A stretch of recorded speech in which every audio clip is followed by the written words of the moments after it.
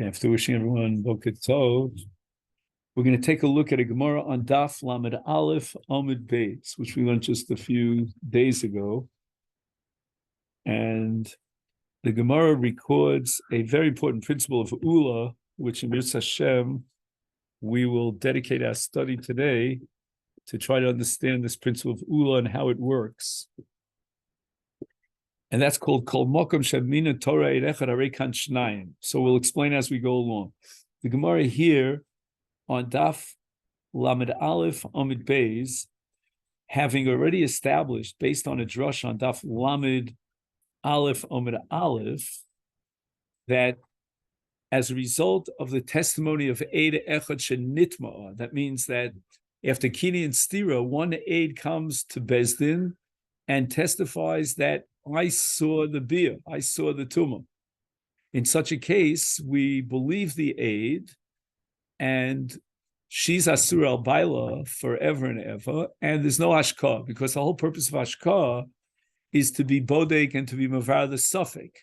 But in this case, there's no suffix, because the Torah relies on the testimony of one aid. Then the Mishnah goes on and says that what happens if another aid comes in, a second aid, which is called the aid hamakrish, and he contradicts the first aid, and he says that there was no tumah. And the issue now is whether or not she'll drink, because we go back to the original suffix, meaning if one aid, the second aid hamakrish, cancels the aidus of the first aid, then we're left back at square one, and we have a suffix, and we need hashkah to be mavar the suffix. And the Gemara asks the following question, and you'll see this approximately two-thirds down the Amud on Lamed Aleph Amud Beis. You'll tell me if you found it. V'kevan de midaraisa eid echad meheman. Do you see such a thing? Mm-hmm. Since on a daraisa level the Torah relies on the testimony of one aid, is idach, the second witness who testifies shalom nitma, hechi motzi machishla. How could the second witness cancel the first witness? And the Mishnah establishes that if there's a hakash of one aid against the second aid, she doesn't drink. She drinks from the meimarorim, because we're back to square one.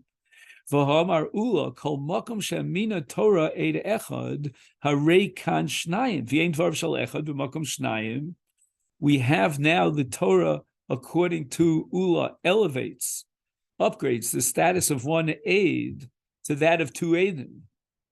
The second aid, who's the aid makrish, therefore, in the Gemara's kasha, can no longer be makrish the two aidim, because whenever you have two aidim and there's hakash from one aid, you don't believe the single aid. He's thrown out of court, so to speak, and therefore we rely on the two aidim. And in this case, according to Ulah, once one aid testifies on tumah, it's as if there were two aidim. So why does she drink? Elamar Ulah changes the girsa in the Mishnah. Tani, you should change the girsa, lo haisa shosa, which means that we rely on the testimony of the first aid. V'chein omer Rabbi Yitzchak lo haisa shosa.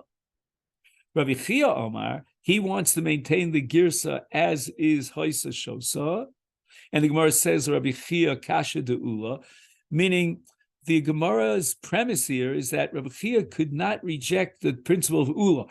Ulah's principle of Kol Makom Shamina Torah Echad Arekan Shnayim is universally accepted, and it's a fundamental principle that no one questions. So how then do we explain why she will drink from the Meimarorim, accepting the Hakash of the second aid, to revert back to the original suffix, when the first aid was believed like Shnayim, that she was nitmes? So that what the Gemara is now going to do, according to Rabbi Chia, is going to reinterpret Ulah, meaning Ulah's principle of Kol Makom does not always apply. Lo kasha kanvas achas kanva zecher zeh.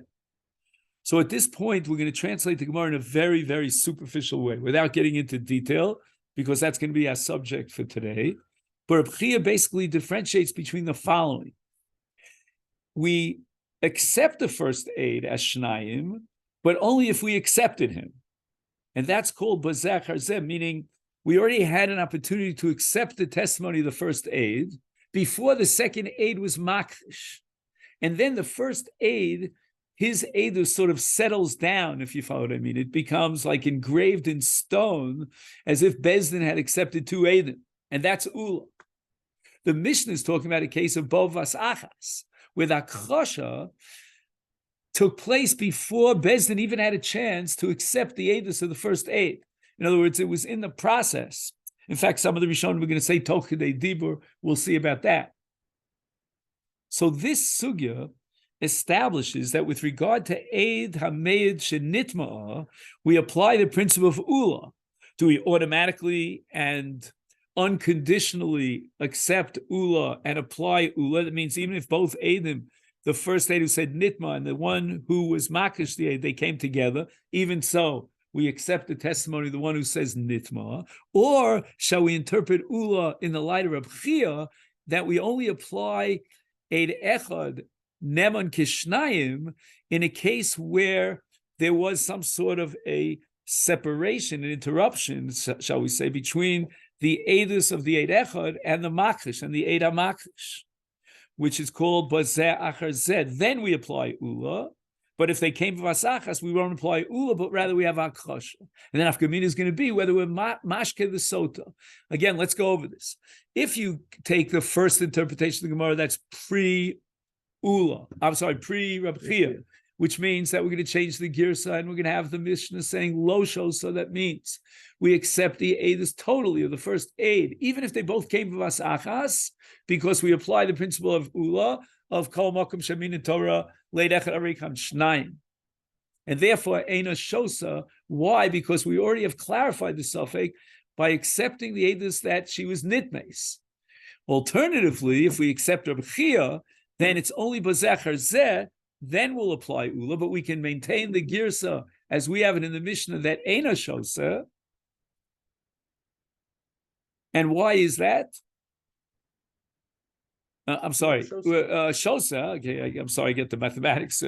That's Shosa, which means that we go back to the original Safek and we cancel out the Eidus of Nitma and we accept the Eid HaMachish to be Machish the first Eid in a case of Bo B'Vasachas. But in a case of Bazecher Zeh, even Reb Chia agrees that Eina Shosa.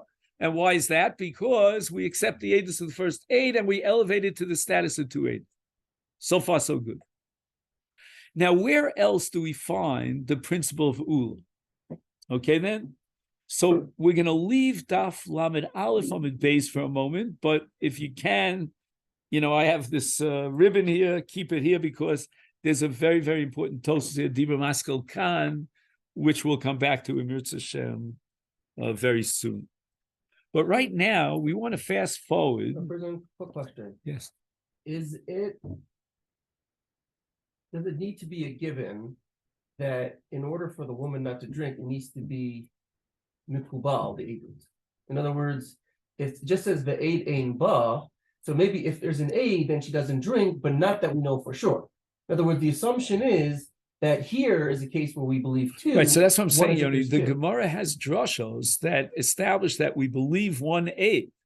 And therefore, if he testifies nitma, she's asur al bailo li olam. We can never you follow, it's not a suffix, it's a vada.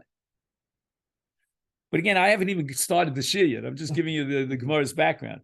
Now you want to fast forward to Mem Zayin, where the Mishnah again has a situation of hakrasha with regard to what? With regard to Egla Rufa. So what happens? You find a slain body between two cities, and the Torah requires that you measure the distance to the two cities, right? The tale of two cities, and you see which city is closer to the slain body, and the Zakanim of that city have to come down and do what's called the din of Egla Rufa, Arifas Egla.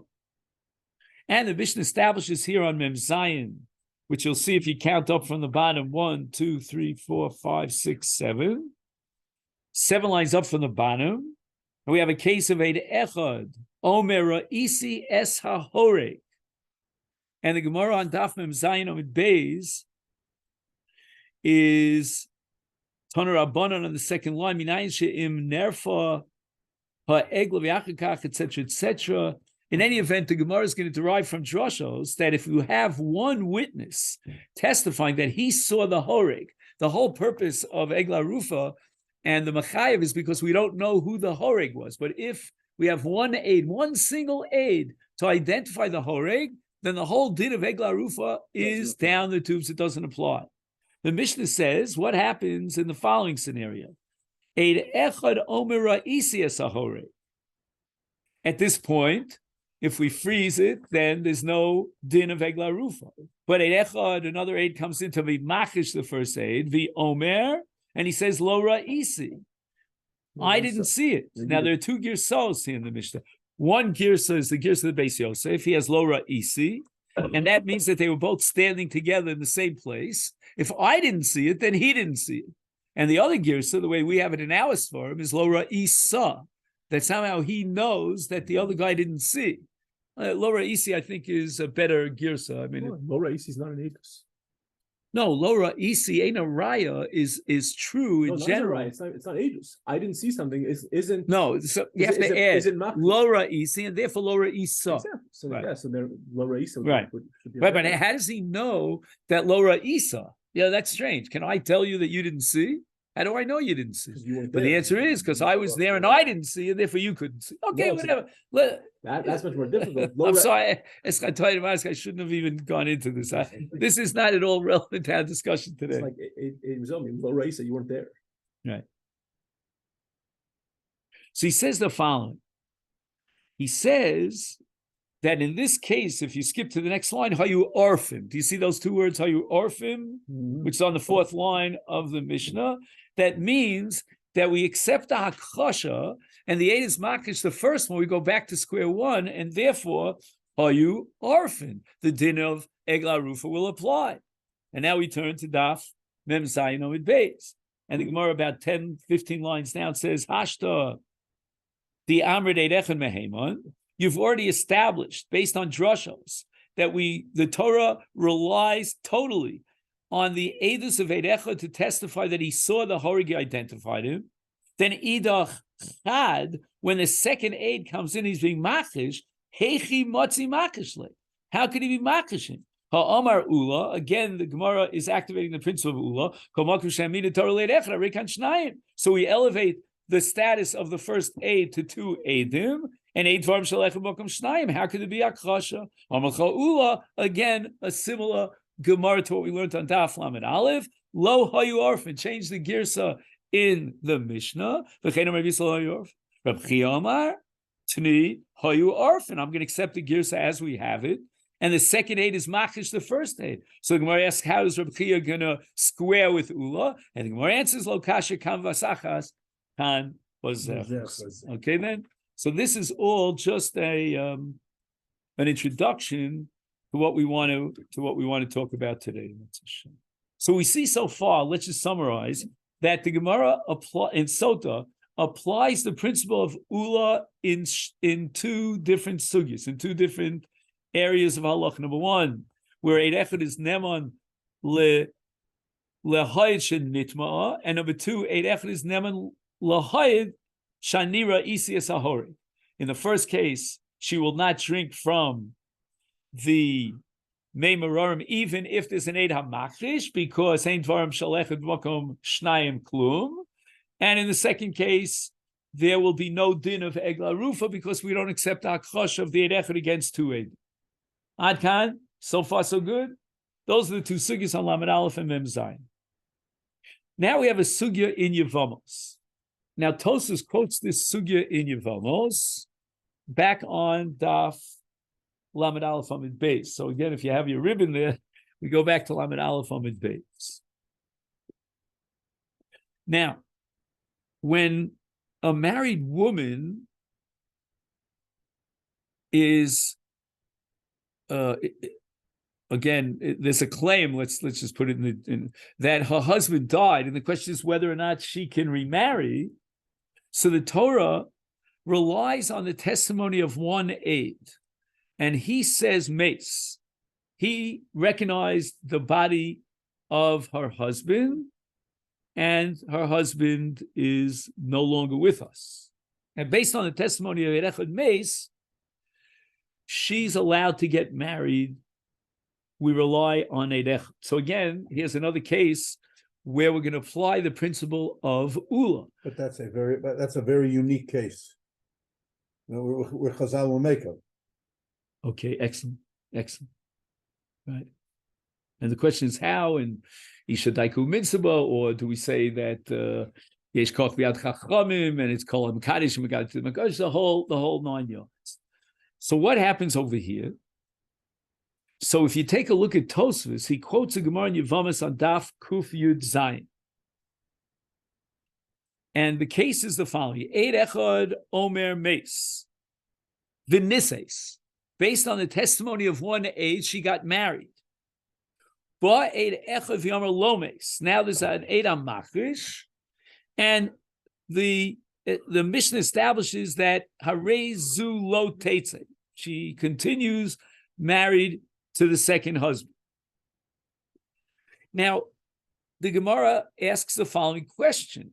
What do you mean, nises? Are you telling me that it's only because she got married and that creates a new chazaka, let's say, in a general sense, therefore lo teitze? Well, wait a minute. What about Ulah?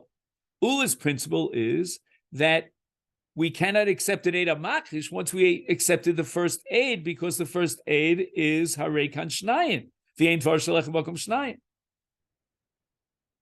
So the Gemara answers, the Mishnah didn't mean to say nises, and therefore we don't accept the second aid. But even if lo nises, we don't accept the second aid. Why? Because hitiru li nase. Bezdin gave her license. They issued a hurrah that she can get married.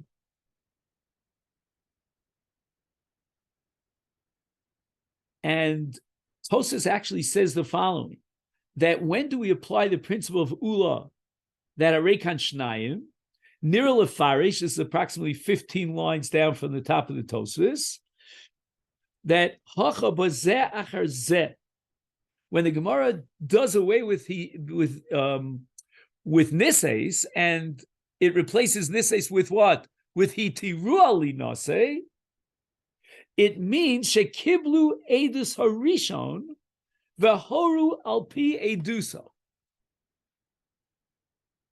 Now, this perhaps sheds a whole new light on Rabbi Chia. Do you remember that Rabbi Chia held that we only apply Ulah in Bazeh Zeh?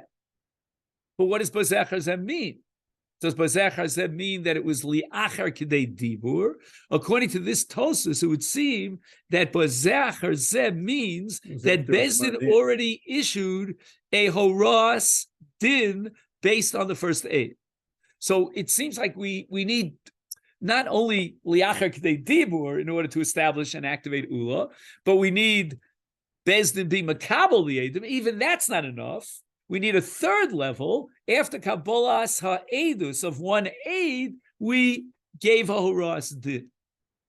And that would be Reb Chia's Bazeh Zeh, allowing us to activate and apply the principle of Ulah so that there won't be an Eid Echad B'Chasha, because it's already Bazeh Zeh, and we've already elevated the first aid to the level of what? Of 2 aid. How could you not say that? What would be the halachic significance of whether you were makabel the edus, zachar zever? If you don't have the hurrah, why would it make a difference whether there's an hour between them, or a minute between them, or a week between them? Well, because there's something called kabbalas edus even without a hurrah. Hurrah is after you've accepted the edus. So, for example, they accepted the first aid. Now there's a second aid, and they're going to weigh one aid against the other.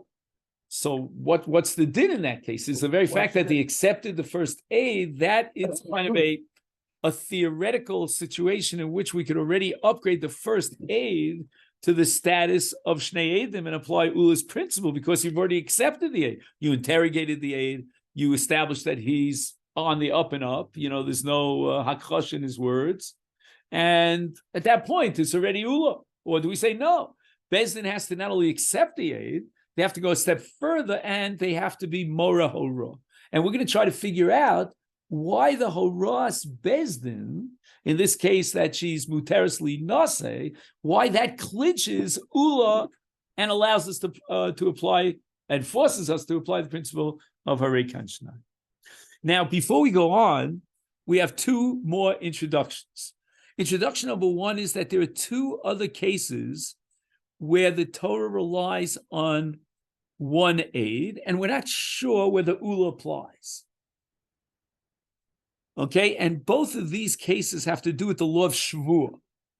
For example, you have an aid echad who testifies against Ploni Almoni that he owes, let's say, 50.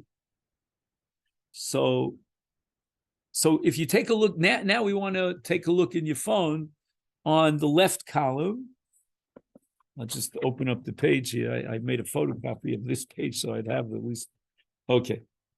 So where are we now? Just give me a second. Let's see. Sorry. Oh, Mem. here it is. A paragraph that starts Umatzinu on the left column of page Mem, which is your first page. Number one, we have a case of Eid Echad L'Chayev Shvuah. So what does that mean? I claim that you owe me 100, and I have an Eid HaMisayeh to support my claim. You have to take a Shvuah, even though you're a Kofar HaKol, to be Machish the Eid. And now the question is, what happens if a second aid comes in and testifies that Floni, we'll call him Shimon, doesn't owe him 100? And he's machish the first aid who says that he owes him 100. Since the Torah relied on Eid Echad to be Mechayev Shvuah, therefore we can apply the principle of Ulah. And we'll get the second example in just a second. So here, Abos, I just want to add something that I heard from my Rebbe a zillion years ago, before you guys were around. And he said that there are two ways of understanding Eidus of Eid Echad. One way is that the Torah is Mechayev Shvuah because the Torah believes Eid Echad. The other way is that the Torah doesn't really believe the Eid Echad, but the Eid Echad supports the Tviyah. And it's the Tviyah of the Tovea that's Mechayev. That's Mechayev the Shvuah. And it could be, I'm just again thinking out loud, based on, and the Rav had a tremendous development on this with Machlokes, the Ram and the Ravid, and many different Afkiminas. But it could be that might kick in over here. It's a relevant Chakira, because if you're going to say that the Torah believed the Eid Echad and we apply Ulah, that's only if you assume that the Chi of Shvuah emanates or is generated by the Eid Echad. The Torah believes the Eid Echad. So, for example, we have a case where a katan was tovea, and a katan cannot be mechayev shvuah. Ein nishbain al tainis katan, but Eid Echad came to support the katan, and we have machlokas rishonim whether in that case the nitba, what do we call him in English, the defendant has to take a shvuah. If you're going to say that the aid is only supporting the tviyah of the tovea, then a katan ein nishbain al tainis katan. But if you're going to say that the aid in and of himself is neman, then who cares whether the Tovea is a katan? He can't be mechayev a shvuah, but the shvuah is generated by the nemonis of the aid. And if you go like that second side, now you could raise the question, what happens if there's an eid hamachish? Because if the Torah relied on the testimony of Eid Echad as far as shvuah is concerned, then we can upgrade it to shnayim. And I discussed this at great length in a different part of the Gush. And that is, I give a shir once a week in Alon Shvut, and we had a long discussion about that. Do you know any of the chaver there in Alon Shvut that come to my shir?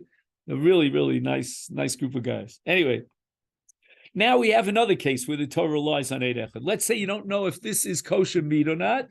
There was a shchita, you don't know if it's a shchita kshera or not. Or let's say you have a piece, you don't know if it's chelev or shuman. We believe Eid Echad. And the Rambam is famous for saying, which means that it's a pella. If an Eid Echad testifies that this is chelev and the guy eats the chelev, he gets malchus d'oraisa for that, because we rely on Eid Echad. Now, what would happen if another Eid would be machish him and say, no, it wasn't chelev, it was shuman? Do we apply the principle of kol makom shemin Torah le'Eid Echad and kanshna? That's introduction number one. Introduction number two is a Chakira of Reb Chaim. in Hilchos Rotzeach. Reb Chaim offers two possible ways of understanding the mechanism of Ulah. What's the mechanics here? The Torah believed Eid Echad, and therefore you can't be Machashim because the Eid Echad is like Shnayim. So Reb Chaim wanted to know, do we say that in this case, there's something, shall we say, possible in the Nemonis of the Eid HaMakrish? The Chisaron is on the side of the second Eid. Or do we say no? There's nothing wrong in the Nemonis of the second Eid. The problem is that there's a special Koach Nemonus of power in the first Eid. And Reb Chaim is, and in the vacillation of Reb Chaim, we could see one definite side of this Chakira in the Shach. So now we're moving on to page Mem Aleph. The Shach says that what does it mean that the Torah, according to Ulah, elevates the status of one Eid when he's believed to Shnayim? He says the following. It's not that the first Eid is more trustworthy or has a greater weight of Nemonis than the second Eid. The Chisaron, rather, is in the Eid HaMakrish, in the second Eid. Reb Chaim himself actually is going to explain this sheet of the Shach, but Reb Chaim initially understood that it was not a Chisaron in the second Eid, but rather it was a Mila in the first Eid. But anyway, the Shach is of the opinion that the Chisaron is in the second Eid. And why is that? Says the Shach, the Torah didn't just say carte blanche, will believe Eid Echad in Sotah, in Egla Rufa, in Bisa Sabal. No. That's not what the Torah says. The Torah says that we'll believe one Eid to testify nitmes. We did not believe one Eid to testify that lo nitmes. The Chisaron is in the second Eid because he's claiming lo nitmes. The Torah believed an Eid to say, I recognize the murderer. I know who killed this person. The Torah never recognized the Eidus of one Eid to testify that we don't know who killed the person. And so too in Misas Habal, the Torah, or again after the Rabban, but the Torah will provide or generate nemonis to the Eid Echad who says Meisbal, but there's no nemonis to say lo Meisbal. And Reb Chaim has a beautiful, beautiful proof to substantiate the Shach's approach. And this you'll see in a paragraph that starts Vagra. You have it? There are two in a row. What do you say? There are two Vahagrachs in a row. The first and the second. Yeah, the first. On the first graph. That's the Reb Chaim, not the graph that taught you in Yeshiva. Okay. Then the graph adds the following. He says the following. Mashet tzarich lomar shu kishnayim ve'enanu omrim she'ein hasheni nemon hu mishum sha'af she'ein ha'ed hasheni nemon lomo lo meis. He says the following. Why does the Shach need this lumdus that the second Eid is completely unreliable? The Torah completely disqualifies his testimony. Says Reb Chaim, the Shach was forced to that conclusion, logically. He was compelled. Why is that? Says Reb Chaim, in a typical style, there are tzvei dinim here. There are two dimensions. There's one dimension of the nemonis of the testimony itself, meaning the substance of the testimony. And here the Torah requires two eidim. But there's another halacha. Even if I don't accept the second eid, when he says lo meis, or he says lo re'isa, or he says lo nitma, even if I don't accept that as eidus, there's a separate din of hakrasha. And therefore, we should accept the second eid as an eid hamakrish. So it's not a matter, says Reb Chaim, of pitting one nemonis against the other, one eidus against the other. but rather forget about that. Even if I come to the conclusion that, well, you know what, the Torah doesn't believe the second aid because you need two eidim, you have to go a step further. You have to add another piece to the puzzle. What is that? That the aid hasheni hamachish is not even an aid hamachish. If you take a look in footnote number Gimel, I don't know if it came out on your page, all the way in the bottom. Yeah, yes, no, maybe. Yep. He says, Bir advarim. What does Reb Chaim mean? He's giving a beer to Reb Chaim. He says, Sheshayach bozen nemonus lakhisho.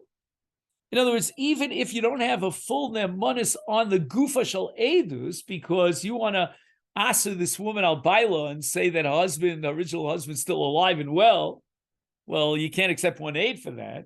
But even so, I would still grant a certain dimension of nemonus to the Eid HaMachish, namely what? Af shebe'etzem. You see the word be'etzem. Yeah, that's a philosophical word. That's more appropriate for Reb Shimon than for Reb Chaim. But anyway, what he means by etzem here is mean gufa shel edus. Ein nemonus. He can't say that she is asura al baila sheni because baila rishon is still alive and well.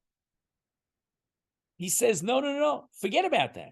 We don't need, in order to give credence to the second aid, we don't need to say that he's believed to say that lo meis baila. En kach hisor be'etzem hanemonus, meaning on the gufa shel uvda, ella shudin bachroas bezdin. Bezdin have to decide whether or not we have edus. And the problem is that we have akasha. Do you follow? The second aid is not inferior to the first aid as far as Hakash is concerned. You're claiming you saw. I know that you didn't see.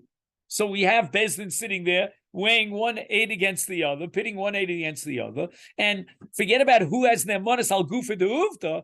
You have a problem because the first aid became an aid Amukash through the Akash of the second aid. So Reb Chaim wants to prove, therefore, that the Shach is right. We're lowering the category of the second. It's not just that we elevate the first aid and consider him like Shnayim according to Ulah's principle, and the Torah believes him to say Nitma or Reisias Ahoreg or Meis Bailach. It's more than that. It is that the second aid can't even scratch the surface. He can't even register. There's a chisar in the second aid according to Ulah. When it says Ein Dvar Shalech Makom Shnayim, it means even to be a makrish, to set up a, like a confusion in Bezdin. Hey, there's a hullabaloo over here. He's saying Meis Baila and he says Lo Meis Baila and so forth and so on. Well, we don't know whether we can rely on the aid because he's an aid mukash. Even as far as an aid mukash is concerned, that's what the Shach is telling us, that Ulah is machadesh, that the second aid is not even an aid hamachash. And now, Reb Chaim wants to suggest, based on the sugi that we saw today on Daf Lamed Aleph Amud Beis and Masechet Sotah, that there's going to be a machlokas amoraim she'af, according to one opinion, b'makom shehem bo lahod b'fanei vas achas. This was the first pre-Reb Chia understanding. Shayach lomar, we're going to apply Ulah. Hare ein adifus le'ed arishon al hasheni. I'm going to ask you the following question. Two Eidim came from Asachas. They're both there in Bezdin. How could you even begin to say that one has more power and is more convincing and more reliable than the other? They came together. Says Reb Chaim, Muchach, Shatam sheneman arishon lo hasheni, hu mishum she'ein l'sheni ne'monis be'ikar davar zeh. When the Eidus of the second aid comes in, that it didn't happen, right? What it means it didn't happen, it means that her husband didn't die, or it means that she didn't have tumah, or it means that we don't know who the horeg is. That kind of negative edus is a chisarn in the edus. So if we combine these two paragraphs of Reb Chaim, they both support the shach, meaning that why do we apply the principle of Ulah? The answer is because the Torah doesn't accept the edus of the second aid. The negative edus that says that it wasn't this, it wasn't that, it wasn't that, that's not acceptable in Bezdin. And if it's not acceptable in Bezdin, it's not even what? An Eid HaMachrish. There's not even a chosha to the first aid. According to the Shach, it shouldn't make a difference what order they come in. Whereas according to every other approach you've taken until now, it's very critical the order that they come in. So you're asking Yoni the following question. Until now, we've been discussing Bevasachas and Pesecher Zeh, in which case the Eid Haneman Kishnayim came first. Now you want to know what happens, Punkt Fakert, if the Eid Hameid Shalo, right, Shalo, the negative, came first. You'll never have that. Because that there is no reason for that aid unless you first have an aid saying nitna. Yeah, he's right. It's hard to imagine the Mitzius. Because he's an Eid HaMachrish. There has to be Eid. If a woman came to Bezdin and said, I want a heter to marry, and they happen to take the aid that says he's still alive first, that's shayach.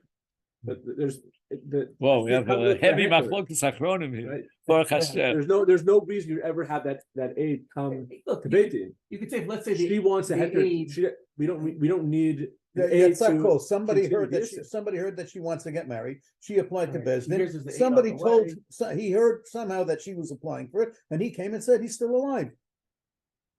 Before she even had a chance to bring her aid, that said he was dead. Before there's the Eid Echad there's nothing to even talk about. You haven't watched enough to. But if she has a cheskes seishes, and police investigate, just somebody heard about it, and the guy came. No, but I'm saying if she had, I think Bezdin is not going to be makabel the edus in that case. The Neil's right. I'll tell you why. Because she has a cheskes seishes. Until somebody is made that her husband died or that she had to get, Bezdin's not even going to don the case. I don't even think there'll be a kabbalas edus that her husband is alive. If somebody wants to be matir her through an edus that she had to get or that her husband died, now we can accept this aid who says, hey, her husband is in Honolulu and he's walking around with those, what do they call those skirts, you know what I mean? Okay. What are they called? Ulah skirts or something? No, yes. You know what I mean. Yeah. I have a nephew. My nephew in Harnof wears one of those every Purim. Every Purim. All right. Okay. So Rabosai, now I have for today on the agenda the following chapters in this Maroch. First of all, In the remaining 20 minutes. right, in the next 20 minutes, right? First of all, we finished Perek Aleph, okay, and we're up to Perek Beis. And now we get back to Tosfos on Daf Lamed Aleph Amud Beis. Right? Now, I'm not understanding. If somebody could set me straight here, you see a paragraph that starts Ulam, and twice he says Rav Chizda. Is there a Girsa of Rav Chizda, or that's just a typo? Because in my Gemara it says Rav Chia. Maybe there was another Girsa of Rav Chizda, I don't know. In any event, Tosfos says that based on Rav Chia, I'm going to say, that if they came b'vas achas, that would cancel everything out. So two Adam came, one said nitma, one said lo nitma. Then we're back to the suffix, and she drinks from the meimurorin. But in bo the zecher zeh, then we apply the principle of Ulah. All this is according to Rabbi Chia, correct? So this paragraph that starts Ulam is a summary of what do you call it? Of Tosfos' kasha in that long Tosfos on Daf Lamed Aleph Amud Beis, top right. Tosfos says he doesn't understand. Why does the Gemara say instead of a nises, the Gemara replaced it with what? Hitiru li nase. What do you mean hitiru? Why do I need hitiru li nase? Why not just simply say that it was bazecher zeh? It wasn't b'vasachas. So Tosfos answers that only in a case of horas bezdin do we apply the principle of Ulah. In other words, Bezdin has to be somehow active in not just accepting the aid, but also in issuing a horas heter. However, the Tosas Shantz, and again, we'll get back to Tosas in just a minute, and Tosas in Yevamis, they say the following. We shouldn't take, and this was, I think, Tzvi's point from before, we shouldn't take Sotah, Egla Rufa, and add Misas Habal and combine it into one entity, right? Miksha Achas. Why? Because in the cases of Sotah and Egla Rufa, the Gemara derives from Psukim that an Echad is Neman to say Nitma or Animakiris HaHoreg. And then we can apply the principle of Ulah even where there was no Haras Bezdin. It was simply Bazachar Zeh. However, in the case of Misas Habal, and this you'll see in a paragraph on the left column of Mem Aleph that starts with BIyun, Edus of Misas Habal is D'Rabbanan. The Torah never said that we could rely on one aid to testify and allow a married woman to get married. In such a case, we need hitiruli nase, which the Gemara reinterprets to mean, we need nises, which the Gemara reinterprets to mean hitiruli nase.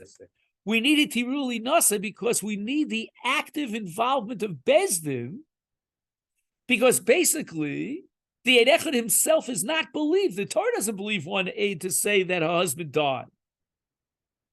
Ubebir achiluk bein edus misa, which is only D'Rabbanan, the edus Sotah and Egla Rufa, shekevan shekol din Eid Echad b'misa, enu nemanis be etzem edusam. Again, the word etzem. This writer loves the word etzem. Etzem means a gufa shel edus.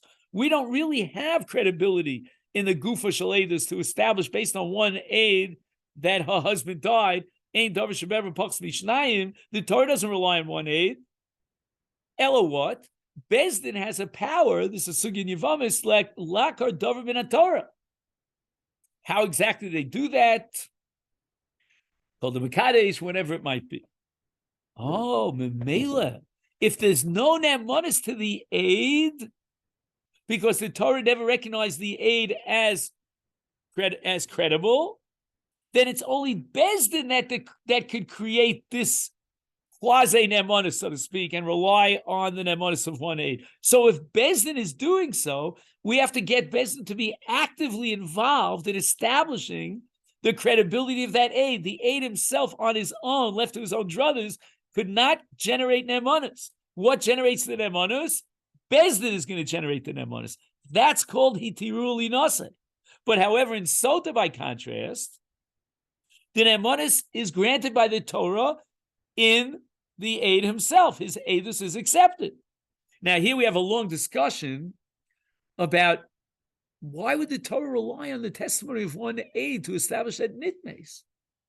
And the answer is because we already have 2/3 of the way before the aid came in. What are the 2/3?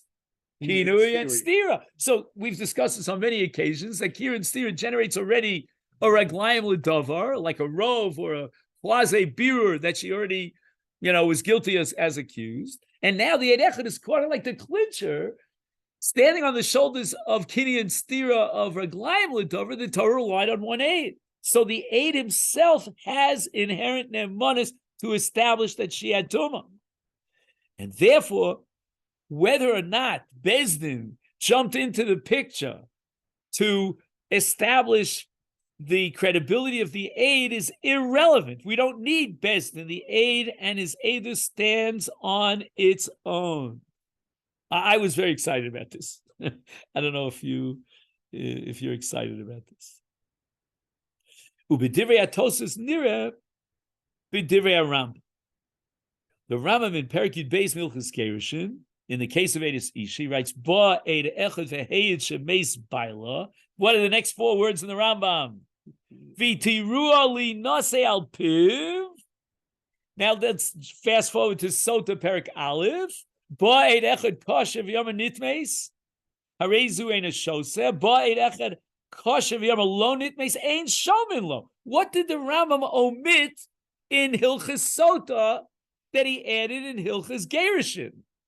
he omitted the words v'yitirua or something similar. Again, he wouldn't say yitirua. He would say ubezdin kiblu es eduso upatra min ashtia or something along that line. But all that is omitted. The Rambam didn't add any condition. All he said was that the second aid came, and he testified against the first aid that lo nitmes ein dvarim shal achron dochin divrei rishon shu kishnayim umavur de lo tzrichim psak bezdin. Right? Well, the Rav always used to say we learn more from what the Rambam omits than from the Rambam writes. The Rambam omitted this condition of psak bezdin. Now let's fast forward to Ilchus Rotzeh Perites and Egla Rufa. Eid echad omar ra'isi as a horig, eid echad makchish of omar lo ra'isi, lo hayu orfim. Just 1 second. Lo hayu orfim means that we rely on what? On the first aid. Wait, so what's 1 second. I lost the mathematics here for a second. Omar eid echad rani ra'isi as a horig. I raise it in. It says 1 second. What's lo hayu or just 1 second? Lo hayu. Oh, I'm sorry. Lo hayu orfim. Shabo shnei vas. Because we accept the echad, so lo hayu orfim. We accept the first aid. No, but he says shabo shnei vasachas. Just 1 second. Bo shnei vasachas, and therefore. No, 1 second. Omar eidach hanani risa.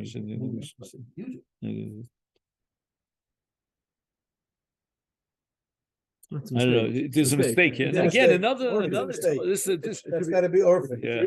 Can somebody just do me a favor, just to calm me down? Is that a Rambam over there? It looks like a Rambam. Yeah. Oh, do me a favor. Hilchos Rotzeh is Sefer Nezikin. Open up to Perek Tes Halacha Yudalid. Oh, yeah, I hate when they do this. It has to be because he says on the other side. He says, right. Yeah. Anybody have a pencil or something? Yeah. What's that in the Rambam? That's good. I didn't remember what Perek is. Yeah, Perek Tes Halacha Yudalid.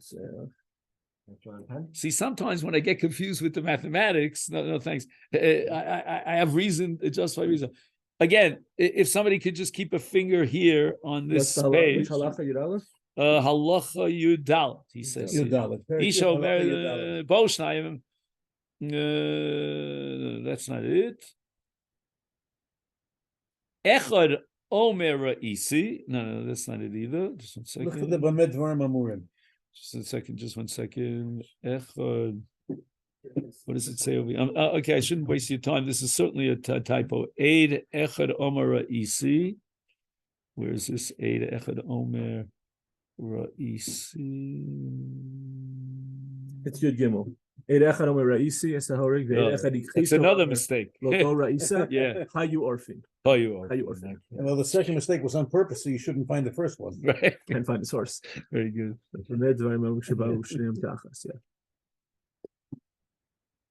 You know, the bottom line of this whole discussion here is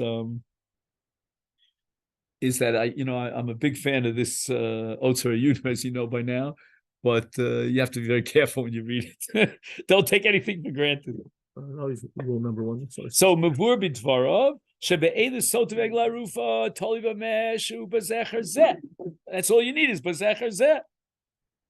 But with regard to what teid echad b'bisas abal, we need hitiru alinase. We need bezdin to create the edus and then upgrade it to the status of 2 edus.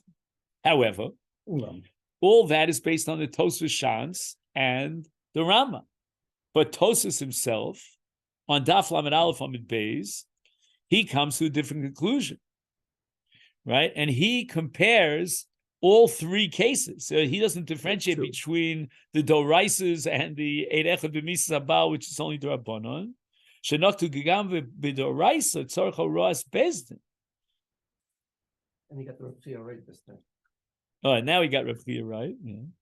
She'ena pirush bazecher zel koshes kabel ela pirush zeh that what that horu al pi do so.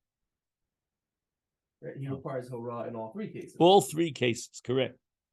So, for example, Eid Echad says nitma, or Eid Echad says ani makir as a horeg. You need a psak bezdin, active involvement of bezdin to be matir her or to do away with the Egla Rufa. Ukidivya Tosus and Uki Yosef of Metzia in the Dape Arif, it's on Alpha Mid Beis.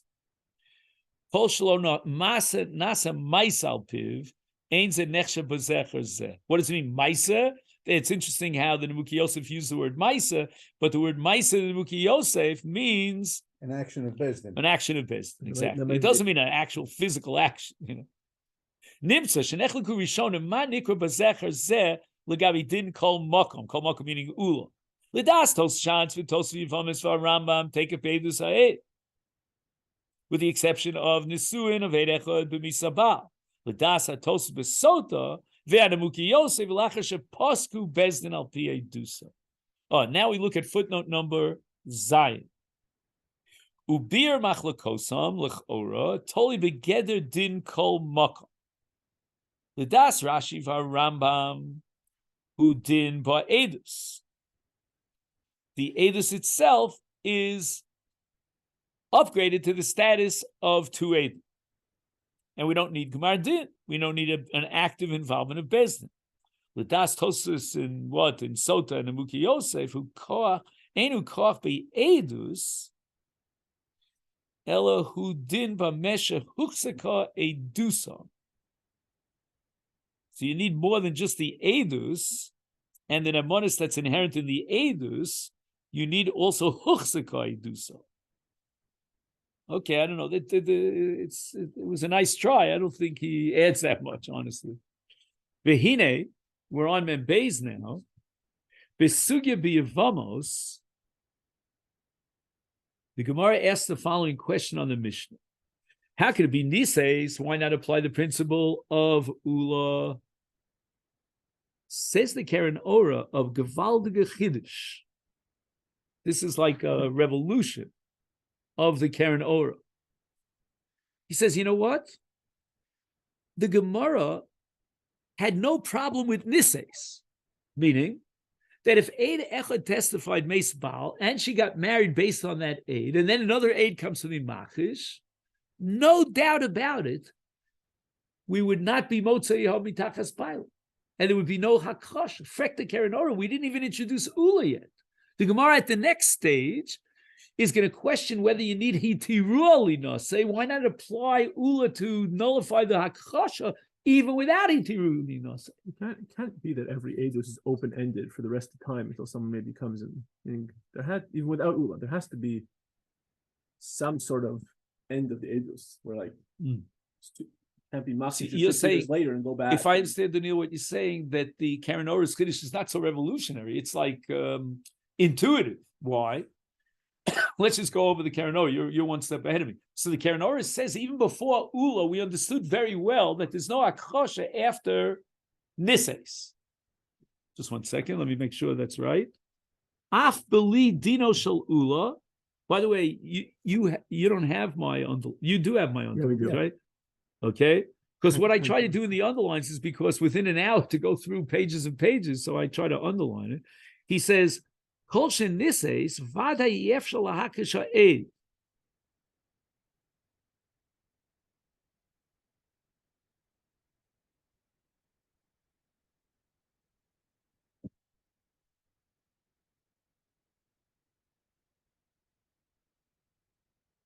Okay, so again, we still have your thing, but the Karen Ora comes up with the following nafkamina. We didn't get yet to the Rambam, right? That's the Rambam in, I think it's chapter whatever. Anyway, the Rambam is of the opinion that Ulah doesn't always apply. And the Rambam has the following limitation. Ulah only applies when the aid himself is kosher liedus, meaning had you had two aidim, he would be half of the aidus. But if he's an aid apostle, like for example in Misabal we accept an aid apostle, and we'll see the same thing in Sotah, then we don't apply the principle of Ulah. Says the Karen Ora, even the Rambam would admit that if it was already Nises, then we would apply the din. We would disqualify and discount the Hakosha. Just 1 second. And he quotes a Mordechai to support that. Oh, here's another case. A guy was Mesiach Lefi Tumo. Again, you have to learn Sugis and Yevamis for this, but basically the bottom line is that in such a case, we would rely on the guy Mesiach Lefi Tumo, and we could marry her off based on the guy who says, oh, you know, blah, blah, blah, blah, and he died, you know. So there, we can't apply the din of Ulah because we're not even dealing with Eidus over here. Says the Karen Oro, we would still not allow an Eid HaMachish to say Lo Meispaila after Nises. Okay, Ulam B'divrei Aran. So comes along Daniel and he says it has to be so. Why? Because otherwise, Ein L'Dover Sof. Yeah, but wait a minute. Daniel, you're not going to say that in 2 Eidim. I mean, if 2 Eidim, let's say, testify that the Baal's alive, you know, he's there and running around in Honolulu over there, so you're going to have to be Motzio Mitachas Pilot. Right. Oh, but yeah, not, that's but the Mishnah. That's the Mishnah of what? Of what's it called? Mamzera, Mizeh, you know, all the knossos over there. But that's not a kasha. I mean, that's not because she wasn't Taiku Mitzvah. Yeah. But that's not a kasha. I have 2 Eidim. I have 12 Eidim. I don't need some sort of power to be maksish that original Eid Echad. I have 2 Eidim. Then there needs to be some sort of one second. Let's say you had a case like this. You had an Eid Puzzle, or even worse than that, you had a Goy Mesiach Lefi Tumo, and on that basis, we let her get married. Yeah. Now comes a real bona fide Eid. Why is he worse than 2 Eidim? Meaning, just like 2 Eidim clarifies that the husband is alive and well, 1 Eid in this case should be enough to clarify that the husband is alive. Why? Because who's he being machish? A Goy Mesiach Lefi Tumo? It doesn't even have the status of Nemanis. Well, unless you say he's being machish on the last base. What do you say? The Goy Mesiach Lefi Tumo triggered a Horas base, right, which then cannot be muchash Eid Echad. Okay, but I still think you have to admit that's a gewaldige chiddush. I called it a revolution of sorts. Why? Because you're not operating within the framework of Ulah. You have an Eid Kasha that's saying her husband's alive, but there's no value to one person saying he's alive.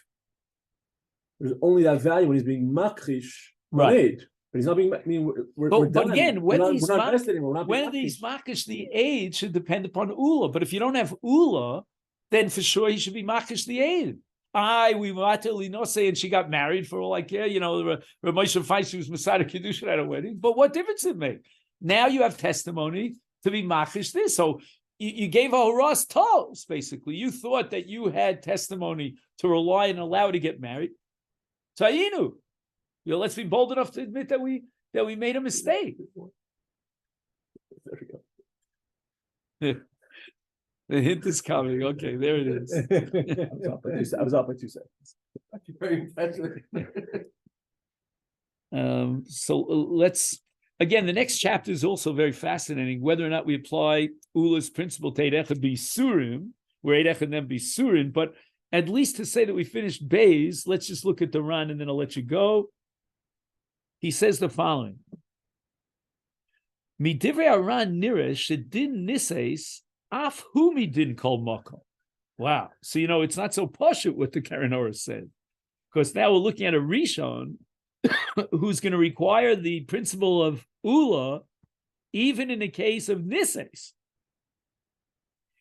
El shebazehu pashut af beli divrei Ulah v'kol chidush shel Ulah hu af below nises. So what is he saying over here? Just 1 second. He has a tshuva in the Ran that the din of nises.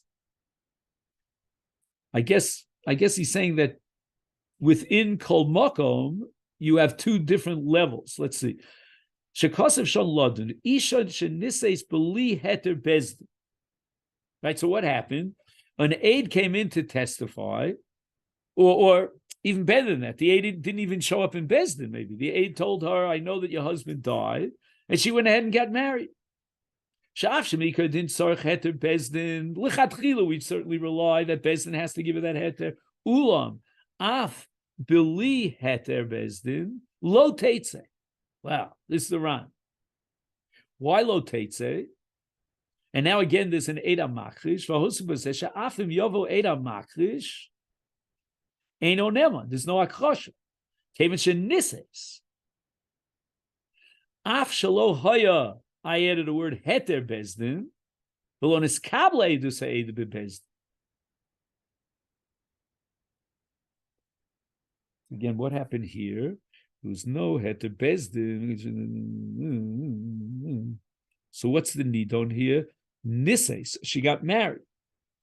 And now what are we going to do? We're going to disqualify and discount the Eid HaMachrish because she was Nises Shelo al pi heter bezdin. And Benises, so we're going to apply the principle of Ulah even without Ulah, so to speak. In other words, Ulah is going to go a step further, and he's going to say that even without Nises, we're going to apply the principle called Makom. But without Ulah, we would apply the principle of Ulah in the case of Nises, and Nises means Shelo al pi heter bezdin, Shekol Makom shemina Torah echad. Right? Since had that aid come into Bezdin, the Torah would have accepted the Eidus as Shnayim. And even without Ulah, in this case of Nises, we're going to upgrade the aid to the status of Shnayim because the Torah believes that aid. Mavur b'dvarav shedid Nises hu mishum dareu kishnayim. Af shebelo Nises eno kishnayim. B'Nises hareu kishnayim. Whoa. Let's just think for a second. Why would Nises, how does Nises change the status of the aid? I mean, she took the law into her own hands. I don't know. I'm going to leave it with the Tzarchin. If somebody could shed a light on this, Ron, why would Nises have an impact on elevating the aid who never even testified in Besdin to the status of Shnei Eid?